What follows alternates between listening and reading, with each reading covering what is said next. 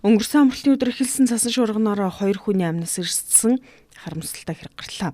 Дорнод аймгийн Халахгүй сумын цогц Сүмбэр багийн полигон гэх газар 74 настай эрэгтэй эм 2026 оны 2 дугаар сарын 21-ний өдрийн 15 цагийн орчим гэрээсээ гараад сураггүй алга болсон тухай дуудлага мэдээлэл онцгой байдлын газарт мөн өдрийн 17 цаг 15 минутад иржээ.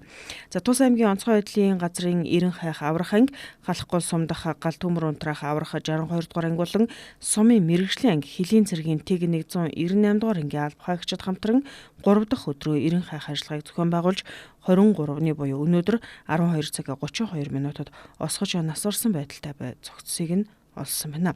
Мөн суманд цасан шуурганаар малынхаа араас гарсан гэр бүлийн 3 хүн төөрч нэг нь нас орсон харамсалтай хэрэг бүртгэгджээ.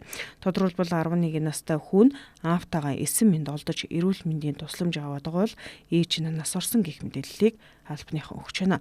Ирэх 3 дугаар сар гартал цагаагаар сайжрах болоогүй байгаа тул ард иргэд ялангуяа малчид цагаагаар муутаж байгаа эдгээр өдрүүдэд аюулгүй байдлаа сайтар тооцоолж анхаарал сэрэмжтэй байхыг дахин сануулъя.